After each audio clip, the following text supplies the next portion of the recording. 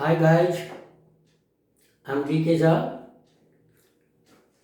आज हम लोग वर्ब देखेंगे। सब्जेक्ट प्रेडिकेट के बाद टर्म के रूप में वर्ब की चर्चा करनी है, तो वर्ब को हम टर्म के रूप में देखेंगे। वर्ब को वर्ब के रूप में अभी नहीं पढ़ेंगे, जब हमारी जानकारी बढ़ जाएगी, नहीं, जब हमको लैंग्वेज का कुछ समझ आ जाएगा, जब आप कुछ पढ़ने समझने लायक बनते चले जाएंगे, फिर डिटेल में वर्ब को देखेंगे। वर्ब ही नहीं देखेंगे, पूरे पार्ट्स ऑफ स्पीच को देखेंगे, जिससे हमारा एरर्स भी बनने शुरू हो जाएंगे। बैंक, एसएससी, रेलवे, यूडीसी, ये जितने भी कॉम्पिटिटिव एग्जाम्स हैं, उनमें ग्रामर से रिलेटेड जो भी एरर्स पूछे जाते हैं वो शब्द बनेंगे। लेकिन अभी चूँकि अभी हमने व्यापार शुरू ही किया है, अभी पढ़ने लिखने का काम शुरू ही हुआ है, तो शुरू में हम जिनकी ज़रूरत है, जिन टर्म्स की, उसकी चर्चा करें। तो वर्ब की ज़रूरत है, तो वर्ब की चर्चा करेंगे टर्म के रूप में। उतना ही चर्चा करेंगे जितना वर्ब अभी हमें, जितनी की आवश्यकता है, जितनी की ज़रूरत हमें टेंस पढ़ने के लिए चाहिए, सेंटेंस बनाने में वर्ब की जो भूमिका आएगी उतनी वर्ब की चाहिए। चलिए, तो वर्ब शुरू करें। लेकिन इससे पहले मुझे याद आ रही है कि you had some sentences to find out the subject and predicate in the last video। पिछले वीडियो में मैंने आपको जब सब्जेक्ट प्रेडिकेट पढ़ाया था, तो सब्जेक्ट और प्रेडिकेट पढ़ाने के बाद कुछ सेंटेंसेस दिया था, हिंदी में भी इंग्लिश में भी, कि आप उसे सब्जेक्ट और प्रेडिकेट निकाल करके देखें सही कितना हो रहा, कितना निकाल पा रहे हैं। तो सब आसान था पढ़ाने के बाद, लेकिन लास्ट में दो सेंटेंसेस मैंने दिया था, एक प्रेजेंट में एक पास्ट में, जिसमें कन्फ्यूजन हो सकता है या उसकी चर्चा होनी जरूरी है। वो है लड़का है, एक सेंटेंस था लड़का है, और दूसरा दिया था राजा था। ये दोनों सेंटेंस इसलिए दिए गए थे ताकि थोड़े आपको जो प्रॉब्लम का फेस करना पड़े, जो आप जानते हैं, जैसे पढ़ाया गया था कि जिसके बारे में कहा जाए सब्जेक्ट, अदर कुछ भी कहा जाए प्रेडिकेट, लेकिन लड़का है के बारे में कुछ नहीं कहा। तो यही जानकारी है कि प्रेडिकेट नहीं रहने पर हम क्या करें। प्रेडिकेट कब होगा? जब सब्जेक्ट के बाद में कहा जाए। सिर्फ आप बोलते लड़का है, राजा था, फूल है, चिड़िया है, सितारे हैं, फिर आप लंबा करके गए तो आकाश में सितारे हैं, तो आपने सितारे के बारे में कुछ नहीं कहा। लॉजिक है, थोड़ा लॉजिक लगाइएगा। कलम है, कलम के बारे में कुछ नहीं कहा। कलम के बारे में तब होगा जब उसके या तो काम की बात कीजिए, या उसके गुण की बात कीजिए, या उसकी अवस्था की बात कीजिए। ये तीन में से एक जब तक आप किसी के बारे में नहीं व्यक्त करते हैं, वो प्रेडिकेट नहीं हो सकता। वो अस्तित्व को स्वीकारना है। कलम है, यानी इस वाक्य के जरिए सिर्फ कलम के अस्तित्व को स्वीकारा गया, उसके बारे में कुछ कहा नहीं गया। जब एग्जिस्टेंस के बाद हम कुछ कहते हैं तो होता है बारे में। कलम लाल है, कलम सस्ती है, कलम अच्छी लिखती है, तो हो गया प्रेडिकेट मिल गया। तो प्रेडिकेट के नहीं रहने पर क्या करें? तो प्रेडिकेट के नहीं रहने पर सेंटेंस को देयर से प्रारंभ किया जाता है। इस देयर का कोई लिटरल मीनिंग नहीं है, इसका कोई शाब्दिक अर्थ नहीं होता। देयर का जब शाब्दिक अर्थ होता है तो वहां तब वो एडवर्ब है, एडवर्ब ऑफ प्लेस है, और वो इंड पोजीशन है, यानी सेंटेंस के अंत में आता है। ध्यान रखिए। लेकिन अगर देयर शुरू में आ रहा है तो सब्जेक्ट की भूमिका तय करने के लिए आ रहा है, और निश्चित रूप से तभी आएगा जब कंप्लीमेंट, जब प्रेडिकेट नहीं हो। तो जानकारी मिल गई। In the absence of a predicate, a sentence is begun with there, and this there is called introductory there। INTRODUCTORY, introductory there। क्यों कहा इसको introductory there? देयर तो ऑलरेडी पार्ट्स ऑफ स्पीच में है, एडवर्ब के रूप में है। पार्ट्स ऑफ स्पीच जानते हैं उसको कहां रखेंगे? एडवर्ब में रखेंगे, एडवर्ब ऑफ प्लेस है। लेकिन जब प्रेडिकेट नहीं हो और तब जब हम देयर का प्रयोग करते हैं तो उसको बोला इंट्रोडक्टरी देयर। तो यहां से भी एक बात निकली, आप अगर नहीं भी कम समझते हैं प्रेडिकेट नहीं रहने पर देयर होता है, तो इसी से काम चला लो। क्योंकि इंट्रोडक्टरी देयर का मतलब इंट्रोडक्टरी वर्ड से पता चल रहा है कि जब किसी नाउन की चर्चा हम पहली बार करें तो उसे देयर से बनाया जाता है। अब देखिए, लड़का है, इसमें दोनों है। कोई बोलेगा प्रेडिकेट नहीं है सर जी, इसीलिए देयर से बनाया, देयर इज ए बॉय। कोई कहेगा नहीं, लड़का की चर्चा पहली बार किया है, मेरे ध्यान में पहली बार इस बात को ला रहा है, इसलिए देर से शुरू किया। Very good. इसे उसका इंट्रोडक्टरी देयर, यानी देयर का प्रयोग हम किसी नाउन को इंट्रोड्यूस करने के लिए करते हैं। जब पहली बार उसकी चर्चा करते हैं तब तुम कहते हो सर जी मेरे गांव में मंदिर है, तो तुमने क्या सोच के कहा कि सर जी को इस मंदिर के बारे में कोई जानकारी नहीं है जिसके बारे में कहने जा रहा हूं, इसीलिए आपने उसको इंट्रोड्यूस किया और कहा there is a temple in my village, right. तो आप अब दो बातें आपको है, दोनों के आधार पर आप निकाल सकते हैं। या तो समझिए पहली बार नाउन की चर्चा किया है तो देर से कर दो, या समझो कि बोलिए नहीं भाई प्रीडिकेट नहीं है इसलिए देर से आएगा। अब जैसे समझिए, और इस देर का कोई शाब्दिक अर्थ नहीं होता है, और जब देर वहां कर सकता है तो एडवर्ब है और तब उसका प्रयोग अंत में होता है। ये देर प्रारंभ में आता है, फिनिश्ड, दैट इज एनफ। अब आता कि देर के बाद जो इज और आर आता है, वाज और वेयर आता है, हैज और हैव आएगा। ये किस पर डिपेंड करेगा? तो उसके बाद आने वाले नाउन पर। यस, कुत्ते हैं, देयर आर डॉग्स, और एक कुत्ता है तो देयर इज डॉग, राइट। अब इस पर विशेष बात नहीं करनी है।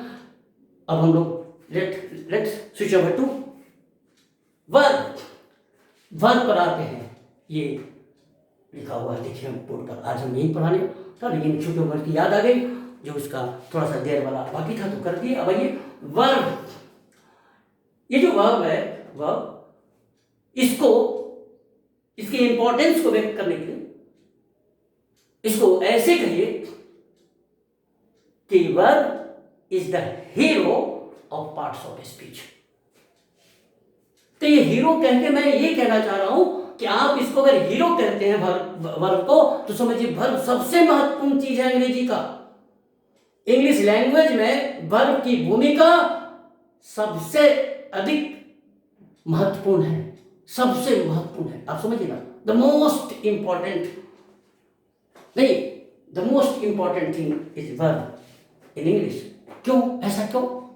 तो उसके बाद में आएंगे, पर डिफाइन करने दीजिए। इतना ही समझिए, 8 पार्ट्स ऑफ स्पीच में वर्ब जो है वो नंबर चौथे पर है। Noun, pronoun, adjective, then verb number चौथा है, लेकिन फंक्शन इसका सबसे अधिक है, सबसे महत्वपूर्ण है, इसलिए इसको हम हीरो बोलते हैं। हीरो। आप भी बोलिए, a verb is the hero of parts of speech.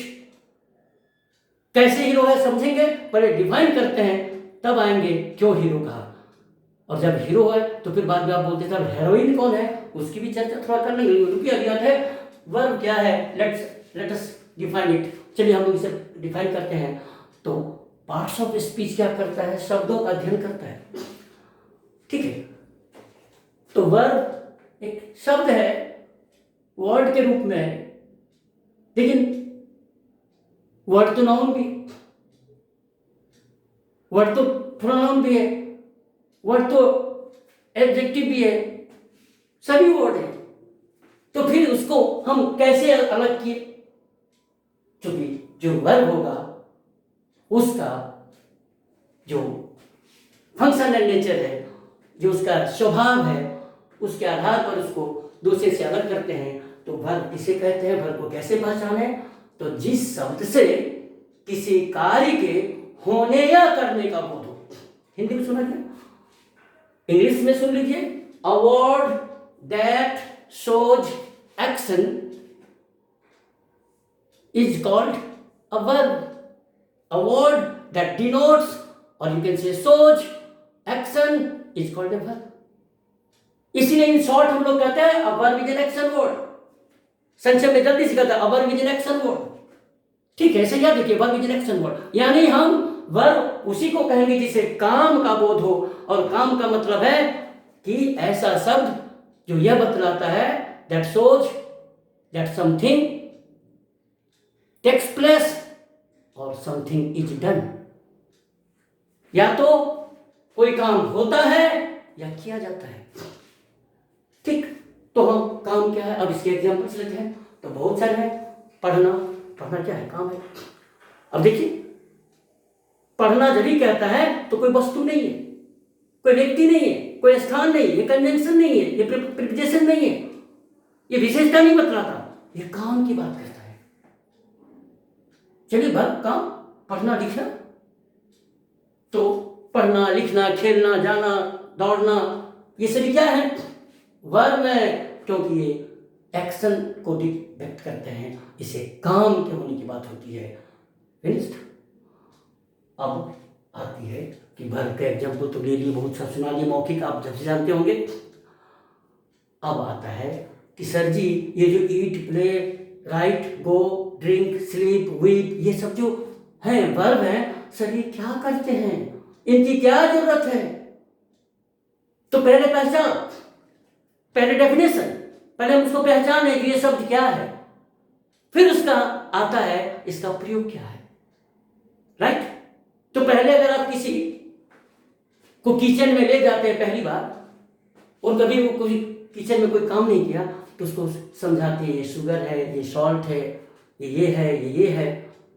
अब उसके बाद उसको बताया जाता है कि शुगर का प्रयोग कब करें, सॉल्ट का प्रयोग कहाँ करें, किस में करें। तो उसी तरह जब हम वर्ब समझ गए, पहचान गए, now we are able to say find out the verb. तो अब जब हम वर्ब को फाइंड आउट कर सकते हैं, सेंटेंस में है, फाइंड आउट मैंने सेंटेंस में कैसे, वे लोग क्रिकेट खेलते हैं। अब इस सेंटेंस में हम समझ गए, हम लोकेट कर पाए, पता कर सकते हैं वर्ब कौन है, वे लोग क्रिकेट की खेलना, खेलना वर्ब है। तो जब आप इसके काबिल हो गए हैं कि आप वर्ब को पहचान सकते हैं, क्योंकि वर्ब हुआ जिसे काम का बोध होता है, एक्शन वर्ड हो गया एनफ एनफ एनफ। अब आता है सर जी इसका क्या करें, यानी इसका फंक्शन क्या है, ये बड़ी महत्वपूर्ण चीज है। अब हम पहुंच जाएंगे वहां, इसको हीरो क्यों कहा।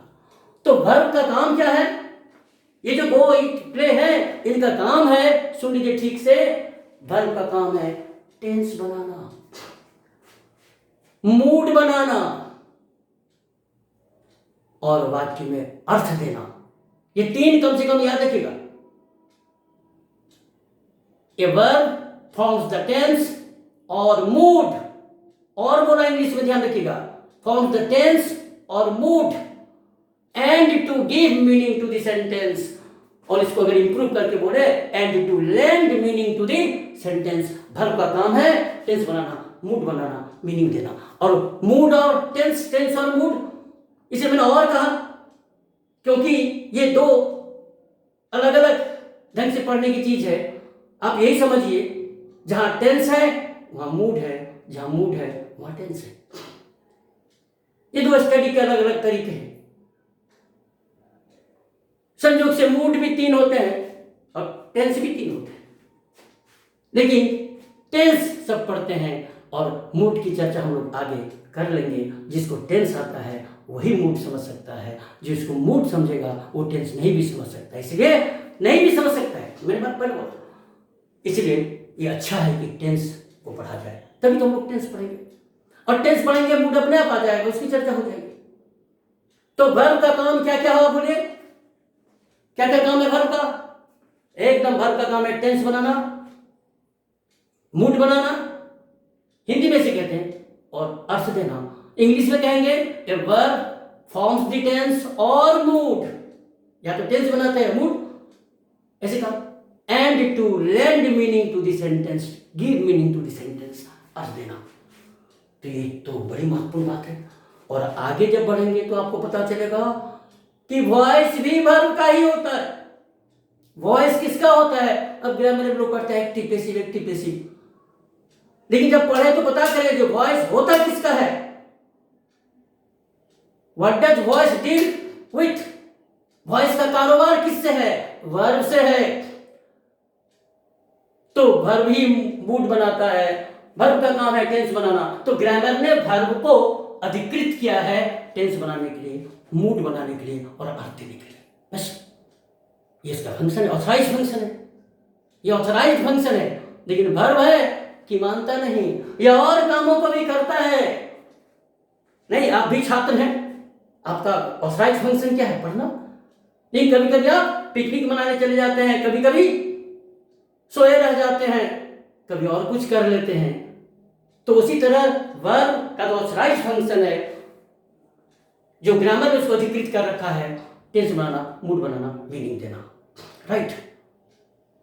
इसके अलावा बाद में पता चलेगा होगा, वो जो वर्ब पढ़ेंगे पार्ट्स ऑफ स्पीच में डिटेल में, तब आपको बताया जाएगा कि वर्ब नाउन बन जाता है, वर्ब एडजेक्टिव बन जाता है, वर्ब बन जाता है, और वर्ब तो कभी कभी प्रीपोजिशन को भी रिप्लेस कर देता है भाई। लेकिन अभी हमारा वहां ध्यान नहीं है। हम टर्म के रूप में जो वर्ब का असली परिभाषा है, जो verb is an action word, it forms the tense और mood and to give and gives meaning to the sentence. तो a verb forms the tense और mood and gives meaning to the sentence, right. अब आता है tense. Tense tense बहुत बार चर्चा हो गई, तो बोलिए एक बार, जो टेंस बनाना किसका काम है? वर्ब का। यानी टेंस होता किसका है? वर्ब टेंस बनाता है, माने वर्ब का टेंस होता है भैया। टेंस होता किसका है? वर्ब का। मैं 2 बार 3 बार 4 बार बोल रहा हूं ताकि आप सुनेंगे, थोड़ी वीडियो आपको लगेगा, ऐसा लग रहा होगा तुमको ज्यादा सुनना पड़ा, लेकिन मैं समझता हूं, मैं टीचर रहा हूं, मुझको मालूम है जो क्या कहना चाहिए, कितनी बार कहनी चाहिए, कैसे बच्चे को समझ में आएगी, राइट। तो वर्ब टेंस बनाता है। अब आता है टेंस एक है कि अधिक है? बस सिंपल क्वेश्चन, टेंस एक है कि अधिक है? टेंस एक से अधिक है। तो चूंकि टेंस एक से अधिक है, इसीलिए चूंकि टेंस एक से अधिक है, इसीलिए इसको बनाने के लिए वर्ब फॉर्म्स भी अलग अलग है।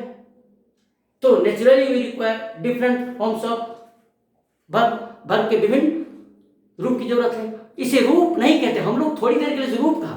जो टेंस एक से अधिक प्रकार के हैं, इसीलिए विभिन्न टेंस को बनाने के लिए वर्ब के विभिन्न रूप की जरूरत है, फॉर्म की जरूरत है। लेकिन इसी फॉर्म को आपको समझाने के लिए फॉर्म कहा, लेकिन ये टेंसेज ऑफ ए वर्ब है। क्या है जी? टेंसेज ऑफ ए वर्ब है। तो देखिए मैंने यहां लिख रखा है टेंसेज, जो क्या भाई ये वर्ब टेंस बनाता है, वर्ब का काम है टेंस बनाना, वर्ब का काम है टेंस बनाना, टेंस एक से अधिक है, इसलिए इसके रूप भी हैं अलग अलग, इस रूप को बोलते हैं टेंसेज ऑफ ए वर्ब। तो कल से आप बोलिएगा ये जो गो, वेंट, गॉन, गोइंग, बोथ है, ये टेंसेज ऑफ ए वर्ब है। क्या है? टेंसेज ऑफ ए वर्ब है। और टेंस बनाना है कितने हैं? तो present, past, past participle, present participle and present. Yes, ये अलग अलग, इसको आप रूप कहते हैं, इसको बोलिए टेंसेज ऑफ ए वर्ब। तो चूंकि वर्ब का काम है टेंस बनाना, टेंस एक से अधिक प्रकार के हैं, इसलिए वर्ब के एक से अधिक टेंसेज हैं, इसीलिए इनको टेंसेज ऑफ वर्ब कहा जाता है। इससे भी इस प्रकार टेंस किसका बनता है? Verb, right. तो आज यही छोड़ते हैं, अगले दिन यहाँ फिर आगे शुरू करेंगे, उसके बाद इस पर आएंगे, चर्चा करेंगे। Thank you very much, see you, enough for today, bye.